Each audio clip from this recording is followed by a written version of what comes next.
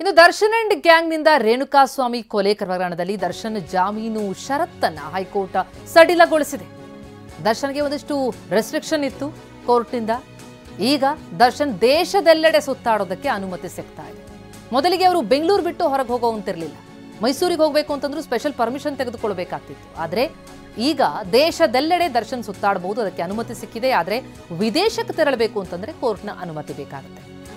ಮೊದಲು sessions court ವ್ಯಾಪ್ತಿ ಬಿಟ್ಟು ತೆರಳುವಂತಿರಲಿಲ್ಲ.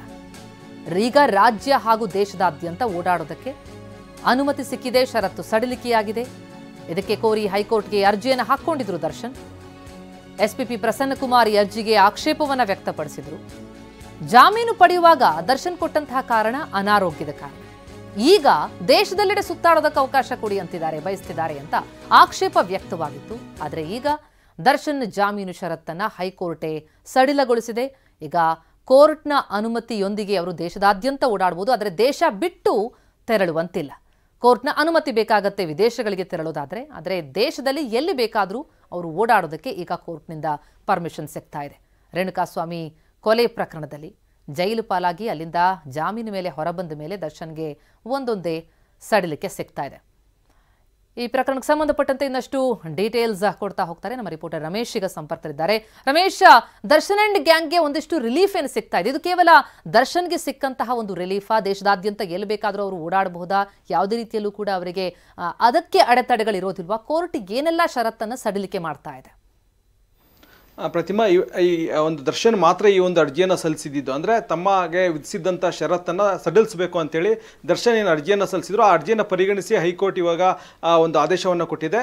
ಈ ಮೊದಲು ಏನು ಆದೇಶ ಇತ್ತು ಅಂದರೆ ಸೆಷನ್ಸ್ ಕೋರ್ಟ್ನ ವ್ಯಾಪ್ತಿಯನ್ನು ಬಿಟ್ಟು ತೆರಳೋ ಹಾಗಿಲ್ಲ, ಕೋರ್ಟ್ ಅನುಮತಿ ಇಲ್ಲದೆ ಅನ್ನೋವಂಥ ಒಂದು ಷರತ್ತನ್ನು ವಿಧಿಸಿತ್ತು. ಈ ಹಿಂದೆ 3 ಬಾರಿ ದರ್ಶನ್ ಕೋರ್ಟ್ನ ಅನುಮತಿ ಪಡೆದೇನೆ ಮೈಸೂರಿಗೆ ಮತ್ತು ಇತರ ಭಾಗಗಳಿಗೆ ತೆರಳಿದ್ರು. ಈಗ ಆ ಷರತ್ತನ್ನು ಸಡಿಲಿಕೆ ಮಾಡಬೇಕು, ಯಾಕಂದರೆ ಸುಪ್ರೀಂ ಕೋರ್ಟ್ನಲ್ಲಿ ಅರ್ಜಿಯನ್ನು ಸಲ್ಲಿಸಿದ್ದಾರೆ, ಅದಕ್ಕೆ ವಕೀಲರನ್ನ ಭೇಟಿ ಮಾಡಬೇಕು ಮತ್ತು ಬೇರೆ ಬೇರೆ ಅಂದರೆ ಅವರ ಕೆಲಸದ ದೃಷ್ಟಿಯಿಂದಲೂ ಕೂಡ ಬೇರೆ ಬೇರೆ ಕಡೆ ಹೋಗೋ ಅವಶ್ಯಕತೆ ಇರೋದ್ರಿಂದ ಅವರು ದೇಶದೆಲ್ಲೆಡೆ ಸಂಚಾರ ಮಾಡೋದಕ್ಕೆ ಅನುಮತಿ ಕೊಡಬೇಕು ಅಂತೇಳಿ ಅವ್ರ ಪರ ವಕೀಲರು ವಾದ ಮಂಡನೆ ಮಾಡಿದರು. ಕೋರ್ಟ್ ಅದನ್ನೆಲ್ಲ ಪರಿಗಣಿಸಿ ಈಗ ಈ ಹಿಂದೆ ಏನು ಬೆಂಗಳೂರಿನ ವ್ಯಾಪ್ತಿ ಬಿಟ್ಟು ತೆರಳುವಂತಿಲ್ಲ ಅಂತ ಹೇಳಿ ಏನು ಆದೇಶವನ್ನು ಕೊಟ್ಟಿತ್ತು, ಷರತ್ತನ್ನು ವಿಧಿಸಿತ್ತು, ಆ ಷರತ್ತನ್ನು ಸಡಿಲಿಕೆ ಮಾಡಿ ಇವಾಗ ದೇಶ ಬಿಟ್ಟು ತೆರಳುವಂತಿಲ್ಲ. ಯಾಕಂದರೆ ಈಗಾಗಲೇ ಪಾಸ್ಪೋರ್ಟನ್ನು ಕೂಡ ಪೊಲೀಸರು ಜಪ್ತಿ ಮಾಡಿದ್ದಾರೆ, ಕೋರ್ಟ್ ಜಪ್ತಿ ಮಾಡಿದೆ.